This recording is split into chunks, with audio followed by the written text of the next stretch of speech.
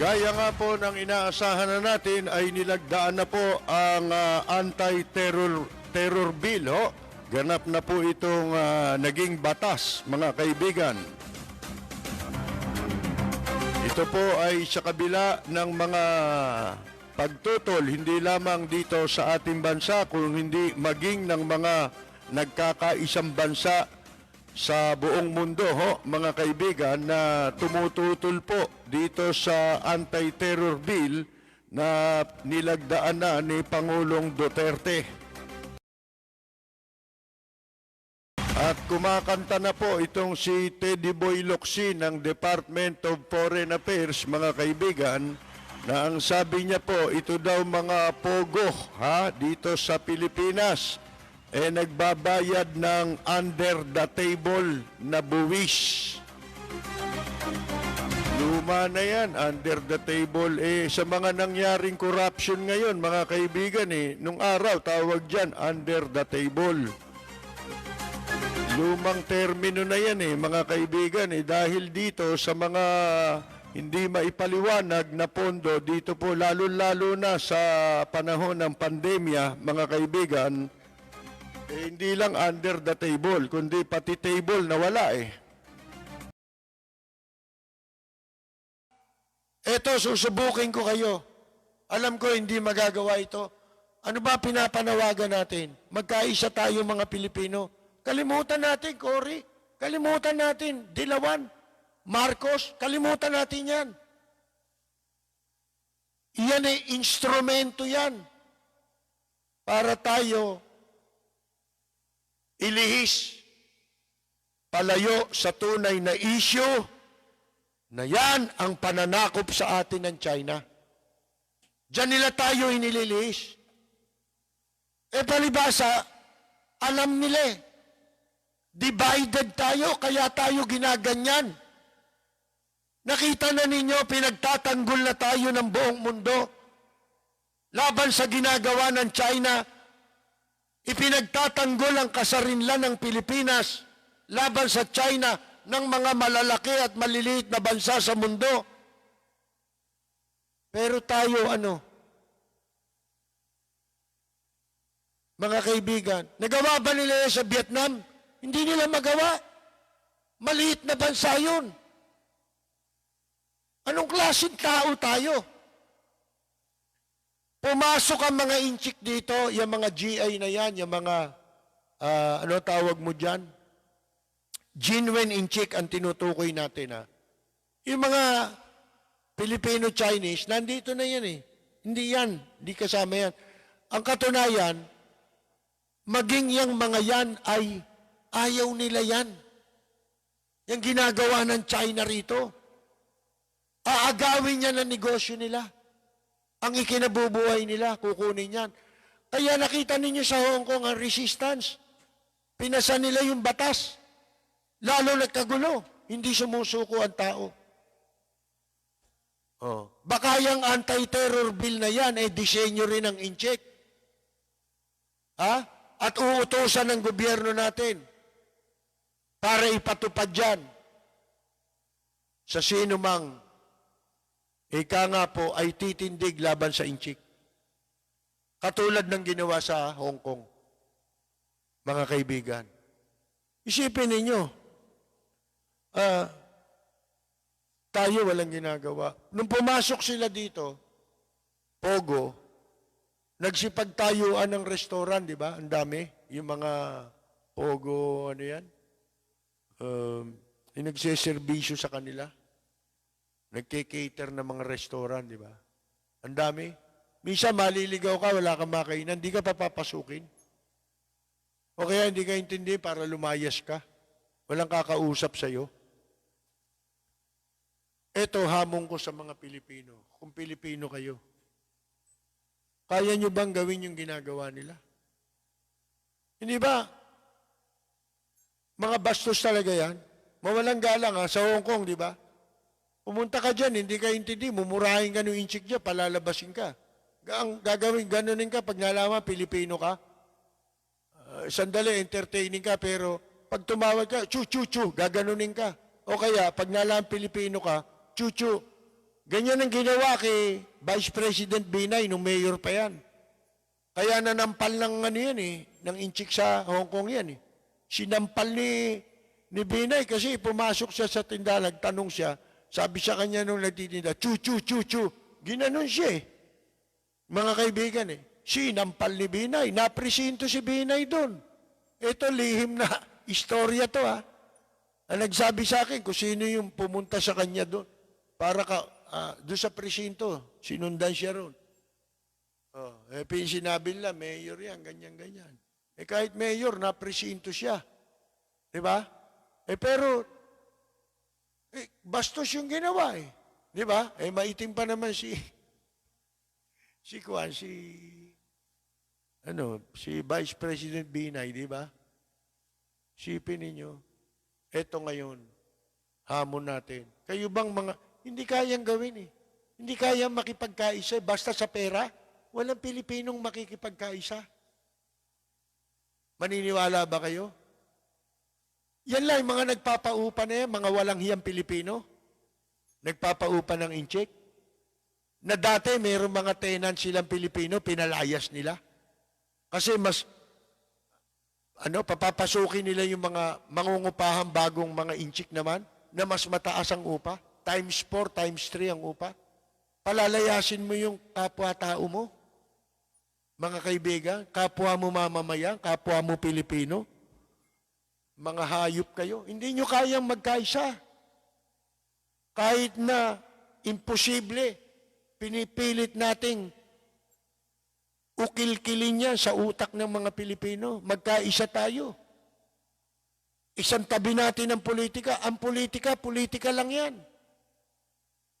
Hindi tayo, kung ano man ang politika mo kay Ninoy, sa Dilawan, nagawa mo na ang tungkulin mo. Nung magkaroon ng EDSA Revolution, nagawa na rin natin ang tungkulin natin sa pagpapatalsik nung kay Erap Plander Estrada. O kung ikaw naniniwala ka, masamang tao si Marcos, nagawa mo na tungkulin mo nung EDSA Revolution. Tapos na yan. Bakit ka sasali sa personal nila? Personal lang nilang alitan na lang yan. At kung talagang totoo silang mga leader, kinakailangan pangunahan nila ang Pilipino. Sila ang dapat unang magpakita ng pagkakaisa. Kaya ba nilang gawin yan? Hindi nila kayang gawin Kaya kung ang problema natin ngayon, leader, wala tayong leader Dekorasyon lang tong gobyerno, pahirap lang Ano bang tinulungan ba tayo ng gobyerno natin ngayon? Sa pagbabayad lang sa kuryente, may naitulong ba yan? Sa pagmamalabis sa atin, may tinulong ba sila? Wala Lahat ng laban sa mamamayang Pilipino, lahat ng magpapahirap sa atin, magpapabigat sa buhay natin, pinapayagan nila Taas ang tuition fee, taas lahat. Hindi ba? Hindi gobyerno yan. Wala tayong leader. Ito'y dekorasyon na lang ito. Nagtitiis na lang tayo hanggang 2022. Mga kaibigan. Pero sino yan leader na yan? Sasamahan natin yan, magkaisa tayo. Mga kaibigan, kung sino man yan. Di ba? Masyado maaga pa para sabihin natin. Pero kung yung mga tunay na leader gusto maglingkod sa bayan, tumindig kayo ngayon. Meron bang gumagawa? Wala. Mabuti pa si Nancy Binay sa inyo si Vice President Robredo. Si Pacquiao, kahit papano, tumutulong yan. Di ba? Iba. Wala sila Soto. Leader ba yan si Soto? Mga kaibigan. Wala na kayo. Pero, ganun pa man, mga kaibigan, ang hamon natin ito, hindi magagawa ng Pilipino. Tiyak. Example. Yung ginawa sa atin ng Inchik, dumayo sila rito. Nagsipagtayuan ng establishmento, bawal pumasok ang Pilipino. Kaya ba natin gawin sa kanila yan? Kung ikaw, Pilipino ka, kahit maliit ang negosyo mo, nagpapaupa ka, kaya mo bang maglagay ng karatula sa labas ng bahay mo? No. Illegal Chinese are allowed. Ha? Oh, in this establishment.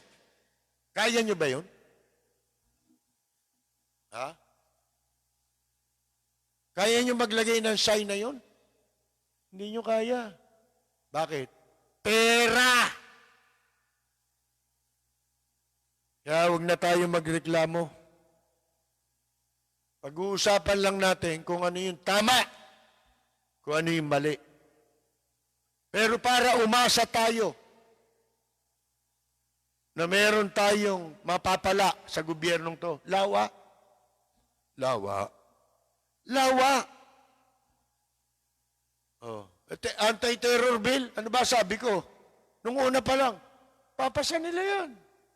Bakit? Hindi naman sila nakikinig sa tao. Kailan ba sila nakinig? Sa taong bayan.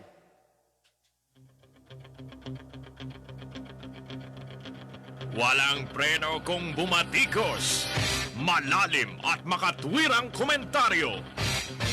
Mag-ingat ang mga politikong gumagawa ng kalokohan at baka kayo ay tamaan ng Rapid Fire! Meron pong tanong sa atin at mensahe na ipinadala si Mimi Vallejo sa Japan. No? Magandang hapon, sabi niya. Duterte made a speech many months back proclaiming that we could not possibly go to war with China or can even resist in a possible encounter simply because we don't have the means and could be pulverized easily. Now, we have this hanging over us. How can we raise an argument to counter this? No one has the courage to talk about this extensively. When are we going to confront this? Is it when China rams its warships straight to Manila Bay? Galing ho yang katanungan na yan kay Mimi Vallejo. Ang tinatanong niya, walang may tapang na magsalita dito ng extensive, yung malawakan. Kailan anya natin haharapin ito? Kung ang mga barko ng China, isasadsad na lang nila sa Manila Bay? Mga kaibigan, ang sabi raw kasi ni Presidente Duterte sa kanyang talumpati ilang buwan na nakakaraan, ipinroklaman niya na hindi tayo pwedeng makipaggera sa China or hindi din tayo pwedeng mag-assert, mag-resist in a possible encounter simply because sa kadahilanan na wala tayong panlaban, di ba? At madali tayong pupulbusin. Mali po yung sinabi niya ni Presidente Duterte. Siya lang naman nagsabi nun Hindi naman kinakailangang ibig sabihin gera kung atin pong paninindigan ang desisyon na pabor sa atin. At yun nga ang pinanghahawakan ng mga malalaki at maliliit na bansa na nagmamalasakit at ipinaglalaban ang kasarinlan ng Pilipinas diyan sa mga teritoryong sinakop ng China. Mga kaibigan, yun na nga pinangahawakan. Merong desisyon na pabor sa ating interes na tayo mismo ang hindi nakikipaglaban. Paano nga naman? Walang tumitindig. Sabi nga ni Mimi Vallejo, paano yan? Walang may lakas ng loob o tapang na pag-usapan yan. Yun ang sinasabi natin. Kinumpormiso lang tayo ni Presidente Duterte dyan eh. Ang iniisip lang, kaligtasan niya eh. Mga kaibigan eh. Hindi siya mapapahamak kahit ano mangyari. Pilipino, bakit mo ikinumpurmisyo ng ganon? Pinayagan niya lahat na sakupin tayo rito. Kaya nga nagsisipag-sipsipan niya sila Boying Rimulya, may property sila, ibinenta nila sa Inchik. Nasaan yung property? Nasa coastline eh, ng Manila Bay eh. Di ba ang mga inuokupahan lahat ng coastline? Ang dali-dali na napasok na nga tayo eh. Yun na nga ang gagawin dito. Isasadsad lang yung barko rito. Nandyan lang eh. Kita mo, nababangga yung mga sasakyan pangisda natin ng baliwala. Ba't sila nandito? Bakit nandito sila sa malalapit na yan, yung mga barkong yan na nakababangga dyan? Di ba? Meron pa nga na-picture no isang araw sa television eh, sa Zambales. Yun naman mga buhangin ng hinahakot. Inchik din yung nagpapahakot eh. Filipino-Chinese eh. Dinadala raw sa Hong Kong, wala raw. Sinisira niyo yung kalikasan eh. Anong wala? Desecration ng ano yan eh. Ng ating kalikasan yan eh. Mga kaibigan, wala. Sipin ninyo. Wala. Wala tayong magagawa. Kasi yung mga Pilipino mukhang pera. Mas marami ngayon na mukhang pera. Kaya hindi tayo magtatagumpay kung hindi tayo magkakaisa at kung hindi tayo tatalikod sa mga bagay na makapaghahati lang sa atin. Politika lang. Pumapayag kayo na pagtalunan, Marcos, Dilawan, huwag kayong sumakay dyan. Kung kayo, nandyan kayo, nakababad kayo dyan, hindi na uusad itong Pilipinas. Yan politika lang yan. Kailan mo gagamitin yung politika? Pag eleksyon, gamitin mo. Kaya nangyayari ngayon, artificial ang eleksyon. Ang mga resulta ng eleksyon, artificial. Pati mga supporter ngayon, ano yan eh? Artificial lang yan eh. Fake account sa Facebook. Dami account. Di artificial yan. Di ba? Walang totoo. Kung talagang pwede kayo makipagkaisa, subukan ninyo, maglagay kayo, kung may negosyo kayo, ilagay nyo sa restaurant ninyo.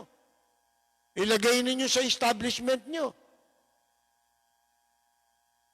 Na bawal ang mga illegal na inchik na pumasok dito sa Pilipinas, bawal pumasok sa establishmento ninyo. Tingnan ko kung kaya nyong gawin yan. Walang preno kung bumatikos. Malalim at makatwirang komentaryo. Mag-ingat ang mga politikong gumagawa ng kalokohan at baka kayo ay tamaan ng Rapid Fire!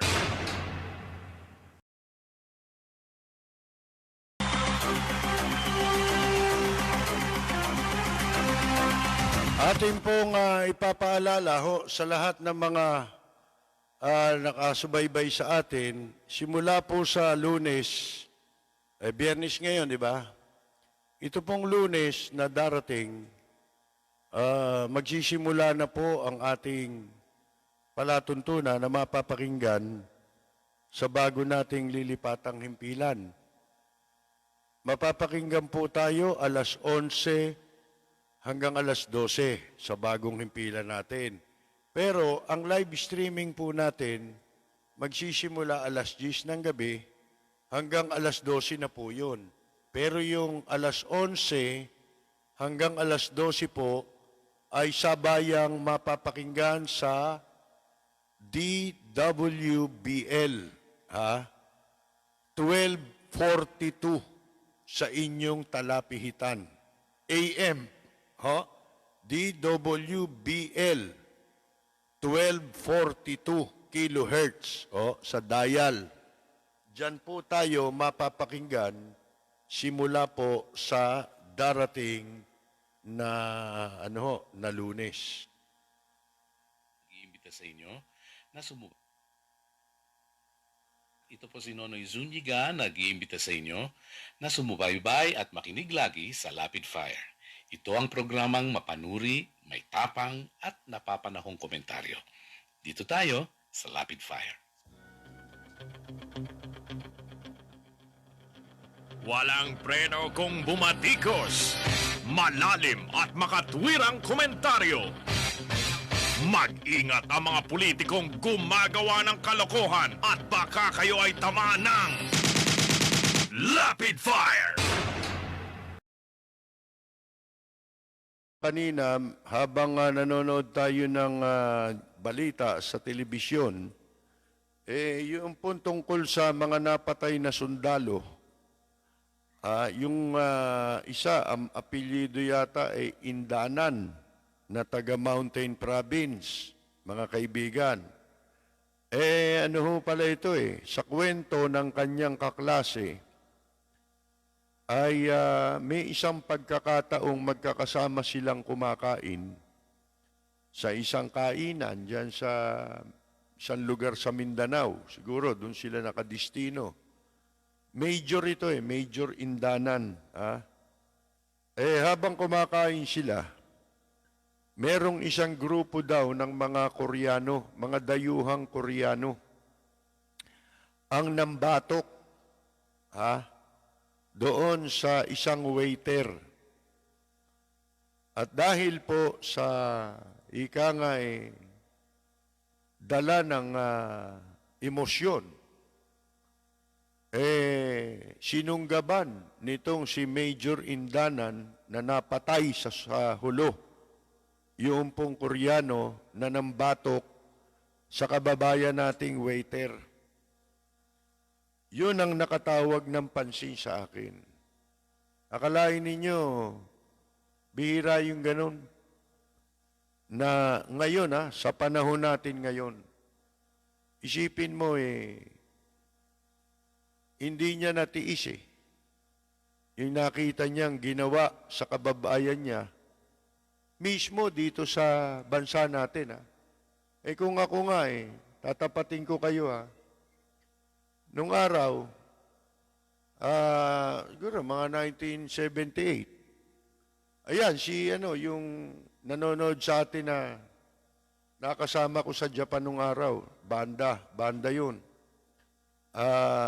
Bali, magkapatid yung employer kasi namin pero may pagkakataon na idinistino ko sa isang malayong lugar. Kasama ko, dalawang babaeng Pilipinan singer. Nalala ko yung pangyayaring yun bata pa tayo nun siguro mga 18 anyos lang ako. Pangalawang balik ko sa Japan yun May kasama akong dalawang singer, 3 kami, pinagsama-sama kami. At ang kinakantahan namin isang resort hotel sa Japan. Kung tawagin nila yan onsen hotel, mga kaibigan.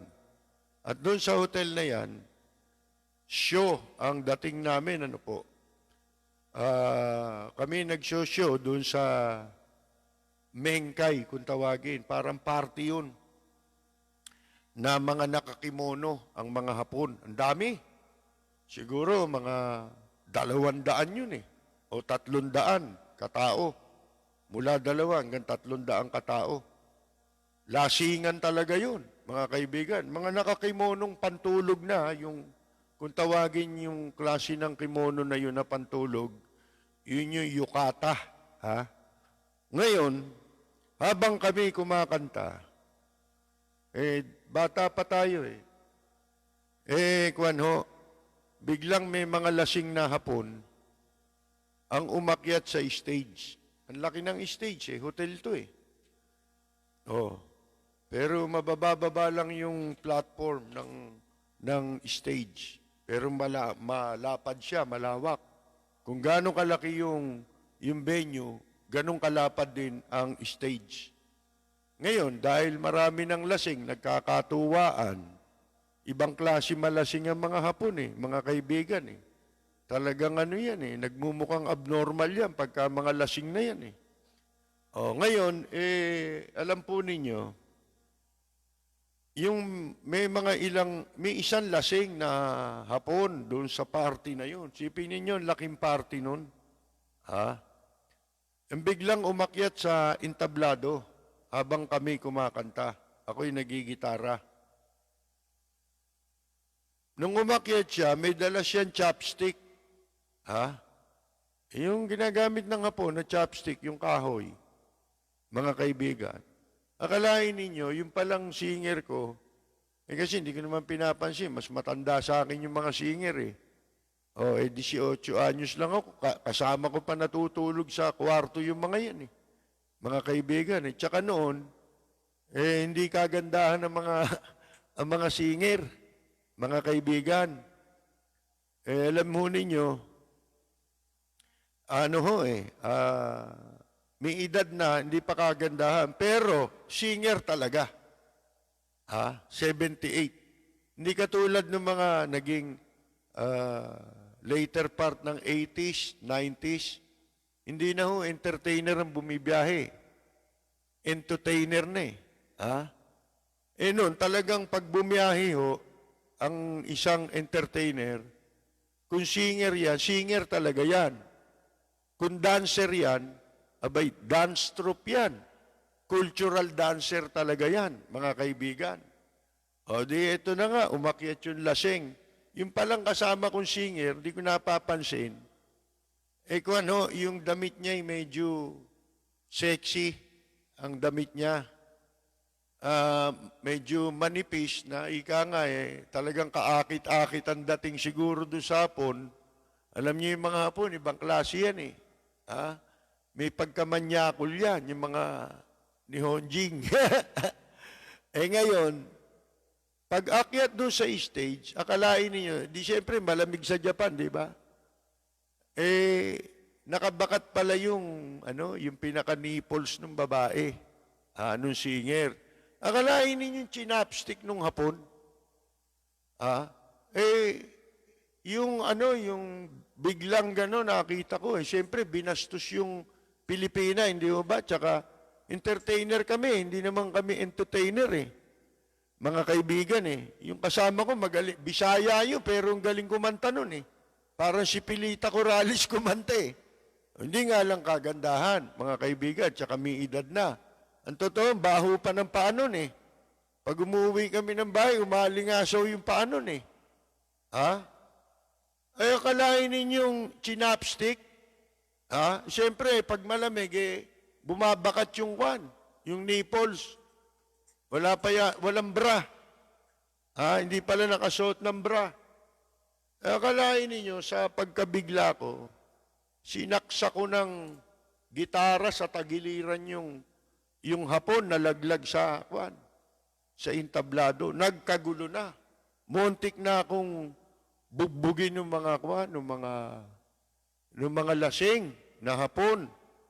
Mga may edad na May nung panahon na siguro mga 50 anyos na yung mga Hapon Pagtutulungan ako mabuti nanonood kasalukuyan yung may-ari mismo ng hotel. Nando doon sila sa gilid ng stage. Inawat lang kami at saka ibinaba na kami doon sa hotel. Hindi na kami pinatuloy na tumugtog. Oh, ganon, yung damdamin ng isang tao, lalo na siguro kung mangyayari yan, gagawin niya ng isang dayuhan sa harap mo, nakaharap ka, ha, sa kapwa mo Pilipino, matitiis mo ba yon? So, ang kwento nung kaklase sa Philippine Military Academy nung si Major Indanan, bigla sinunggaban ni Major Indanan yung pong nambatok sa Pilipinong waiter. Sa Mindanao nangyari ito, Oh. Sabi, itinumba eh. Hindi ko malaman kung pinatay o sa galit niya napatumba nung major, yung pong Koreano. Kung napatumba lang sa suntok, nakapagtimpi pa yun. Di ba? Talagang disiplinado, hindi ba? Hanggang sa bugbog lang, hindi pumapatay ng tao, mga kaibigan. Isipin ninyo, mabuting tao pala yun at sa kwento niya, nitong kaklase, mukhang hindi magtatagal sa military service may sabi nung asawa, hindi niya tatapusin ang kanyang serbisyo. At maaga siyang magre-retire sa serbisyo para maiukol ang kanya na lang ang kanyang panahon sa kanyang pamilya. Mga kaibigan, alam naman ninyo yung sundalo, laging malayo yan sa piling ng kanilang pamilya, hindi ho ba? Nababanggit lang natin kasi yun, mga palatandaan na mabuting tao ito Mga kaibigan, maging yung iba niyang kasama ayon din sa salaysay nung pamilya sa kwento ng pamilya na naglabas ng kanilang galit at hinanakit diyan sa pangyayaring yan. Ang baba na ng values ng tao.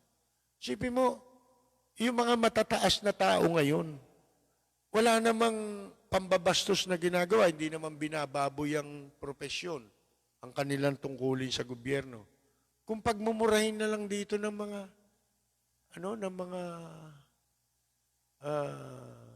tawag mo rito? Nitong mga DDS, di ba?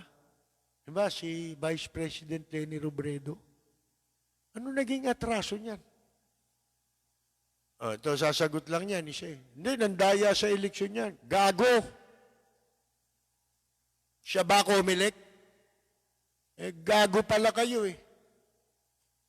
Sino ba nagproklama dyan? Sino ba bumilang ng balota? Di, ang murahin nyo yung Comelec, pumunta kayo ron. Di ba? Kung talagang totoo sinasabi ninyo, nadaya yung eleksyon. Kung nadaya yan, lahat yan, baliwala na yan. Totoo naman, dayaan ang eleksyon Kaya lang, pinipili ninyo yung gusto nyo siraan. Bakit? Kasi ayaw ninyong maudlot yung plano. Na kailangan sila rin ang magpapatuloy sa pwesto. Kunyari lang kayo, ginagamit ninyo si Bongbong na dinaya. Ito naman si Bongbong pumapayag. Kinakasangkapan siya para paghatiin ang bansa. Hindi rin naman siya ang patatakbuhin. Kamag-anak incorporated na rin yan Gusto niya magpatuloy na. Huwag na sila maalis. Yan ang problema ngayon sa mga nagpipresidente, sa mga pumupwesto karamihan ngayon. Ano ang ginagawa ngayon? Ayaw nang umalis sa pwesto, di ba? Kaya nga hindi nila naipasa, hindi nila naigawa ng enabling law yung pong anti-political dynasty. Bakit?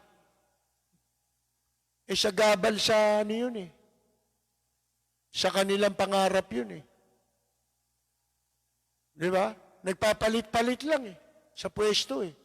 Ayaw na nila. Mawala sa pwesto. Kauupo pa lang yan. Ang lumalabas ngayon, ang pinaghahandaan lang, ang ginagawa lang, ang abala lang itong administrasyon ni Presidente Duterte para sa 2022. Pero nakita nyo ba, may nagawa ba? Dito na lang sa pandemic. Kalimutan na muna natin yung iba. Magkano pondo nila andyan? Nasaan lahat yung inutang? Nasaan yung donasyon? Bakit hindi nakadeklara kung saan ginamit? Di ba? May nakita ba kayo kahit face mask man lang nakapamigay ba sila? Sa publiko? Samantala sa ibang mga bansa, hindi rin na mamayaman na bansa, sa kalye, dumaan ka, bibigyan ka ng face mask. Dito, nangyari ba yan? Ano nagawa nila rito? Balik probinsya. Ano nangyari? Nagbalik probinsya, kumalat doon sa Ormoc, wala naman dati. Nung nagbalik probinsya, nahawahan doon. Hindi pa yon. Hindi maihatid. Isipin mo, walang nagpapatupad. Di ba? Ang tao nandyan, nasa ilalim ng tulay, natutulog. Noong isang araw, inutos, pakainin daw. Pinakain ba? Pumunta kayo. Mga kaibigan, sige nga, nasan yung pera? Inilubog ninyo sa utang ang Pilipinas sa panahon ng pandemya nang wala kayong nagawa. Sabi ko nga, sa Korea, ang ayuda sa Korea, binibigay sa kanila parang credit card. Para mga rito, yung mga Paymaya, mga ganon. Ano ba tawag doon? GCash, mga ganyan. Kaya lang, yung card na yon, kung magkano laman nun, at nilalagyan ng gobyerno yun, pwede mo lang gamitin yun sa pagkain. Mamamalengke ka. Yung kailangan mo sa pagkain, bilin mo hanggang gusto mo. Hindi mo magagamit sa luho. May nagreklamo ba ron sa Korea? Wala. Dito lang, sa buong mundo, tayo lang. Hindi maipaliwanag, mga kaibigan. Doon walang pinipili. Dito isipin mo, senior citizen ka, pag wala ka palang asawa na, senior ka, single ka na lang, hindi ka raw kasali. Anong klase yan? Di ba tutol ako dun sa iba na, bakit si ganun, si ganito? Hindi. Hindi dapat mangyari yan eh. Lahat tayo apektado eh. Kita mo sa Japan, meron silang kanya-kanyang bracket ng stimulus program. Iba yung sa mga employer, iba yung sa mga worker, saka sa mga dapat tulungan, iba pa yung sa natanggalan ka ng trabaho. Pero lahat yun, makukuha yun. Ultimo nga, pinagsasara nilang mga kumpanya sa China, di ba? Bibigyan din nila ng budget na magagasta dahil sa... Siyempre, isasara mo yung lugi na yung... nagpatayo ka ng mga kung ano-anong building dyan, di ba? Babayaran nila lahat yun, pati paglipat mo. Palilipatin ka nila, lipat na kayo sa ibang bansa. At hindi tayo kasali roon sa lilipatan. Aalisan nga tayo rito eh. Mga kaibigan asan yung pera? Wala silang naipatupad na nagtagumpay. Di ba pinatigil yung balik probinsya? Kasi yung dapat yung gawin, balik China. Pabalikin nyo yung chick sa China. Yan ang dapat yung ginawa. Mga kaibigan, babati-bati muna tayo. Sa Lunes, huwag niyong kalilimutan, mapapakinggan na tayo sa DWBL 1242 kHz. pagsapit po ng alas 11 ng gabi hanggang alas 12 ng hating gabi. Pero nagsisimula ang live streaming natin alas 10 po ng gabi. So, 2 oras ang live streaming natin. Sa radio po ay 1 oras tayo. Si Senyor Bon Bonales, isa pong musician, binabati natin. Jerry Lim, katropa natin. Mga katropa natin na Arlene Mon Barrias ng Amsterdam, si Buenos Dias, Joel Diaz ng Italy, at si Carolina Luge, si Jorge Beichong ng Tokyo, Japan, si Ella Samson Albiar, si Kaani Flormata Saludes, Kaenyang Mina, Susana de los Santos, Carmela Torres Balcos, Carol Torres Brihiño, si mahusay na singer, aktor, at kanina siya yung napakinggan ninyong bumibigkas ng tula na isinulat ni Francisco Baltasar sa aklat na Florante at Laura. Ngayon, sino pa? Si Andres Bonifacio, si Raul Villanada, si June Mariano, binabati natin, dating actor po yan, no? Si Danny Trias, isa rin hong veteran musician, siya po ang lead guitarist ng bandang FBC Rebirth o Family Birth Control Rebirth. At ang mga tropa natin sa FBC, sina Toots Almasan, Senyor Toots Almasan, original yan, ng Family Birth Control. Si Mama Gigi, yan. Si Ria, yung kanilang bagong singer. Si Magnolia Salcedo Zoleta, Susan, si Susan, bati na natin. Si Oscar de Jesus nga pala ng California. Si Luningning Mabasa Barawid, Robert Cortez ng San Bruno, California. Boy Tapang ng, saan ba si Boy Tapang? Si Rudy Santos, veteran musician din, original member ng bandang Horoscope, nasa California po. Rafael Joaquin, si Romualdo Reyes, Edwin Javier Cosme Aparejo, Larry Atanasio, Maria Cruz, Joji To, si Rolly Hernandez ng Maynila, James Mata, at ang kanyang ina, si Ginang Angelina Castillo, Cynthia May Asgar, Maria Elena Vidal, nanonood from Bacoor, Cavite. Si May J, Concepcion Ison Chulbo, at saka si musician din, si Ledge Chulbo. Marlon Lansangan ng Silver Lake, Los Angeles, California.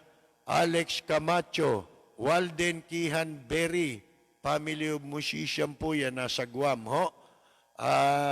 si June Gases, ang original vocalist ng dating bandang Abracadabra na nakabase din po sa Guam. Virgilio Cancino de Vera ng Tokyo, Japan.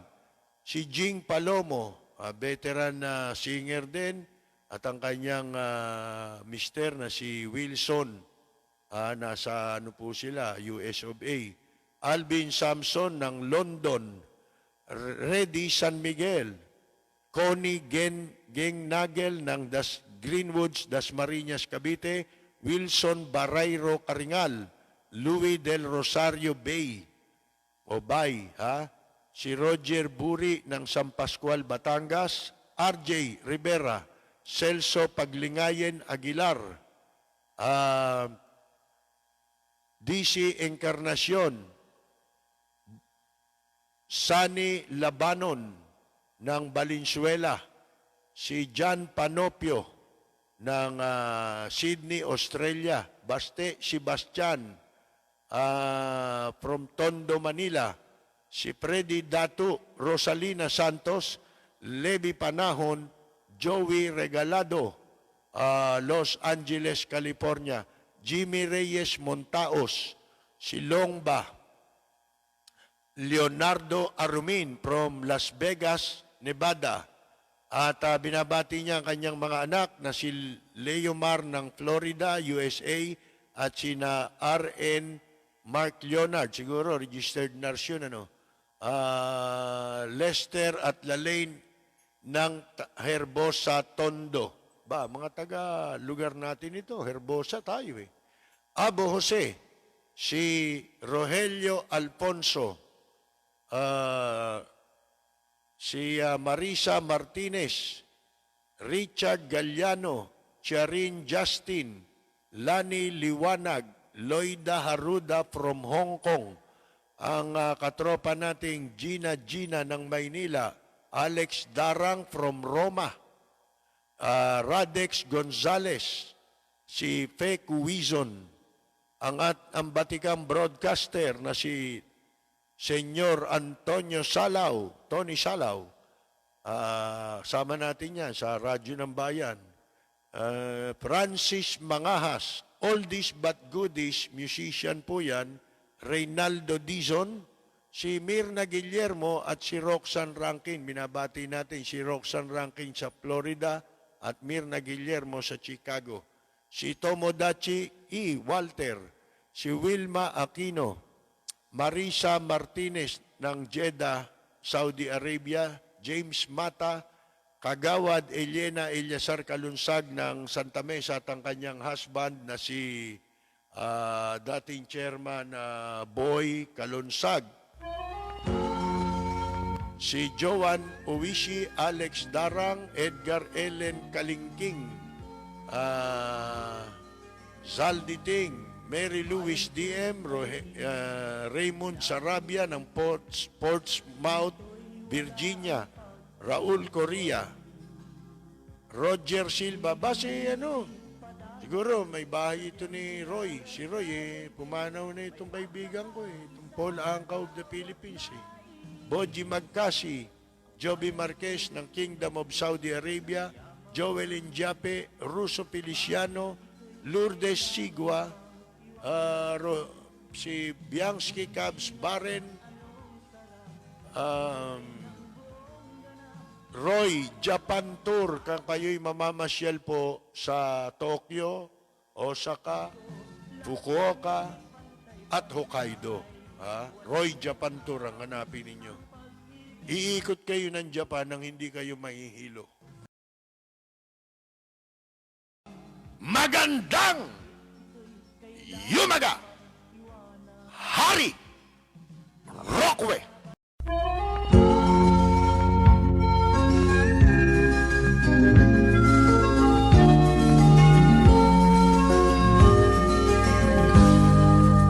Bayan ko ay isa ang lahi, dito'y wala ang pagkukunwari.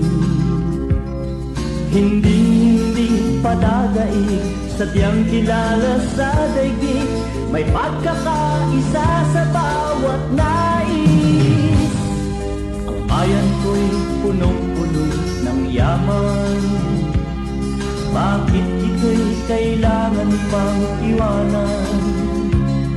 Hindi nga ba't anong sarap mabuhay ng buong ganap? Sa bayan mo, sumabit man yaong wakas. Dito sa bayan ko, lahat kami pantay-pantay. Walang nang aapit, ang pag-ibig ay tunay. Dito sa bayan ko, dito'y makikilala mo ang isang kaibigang nagmamahal sa'yo.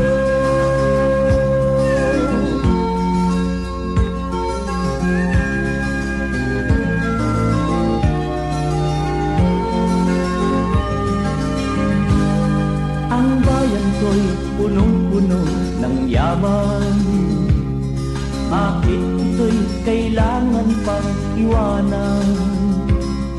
Hindi nga ba't anong sarap mabuhay ng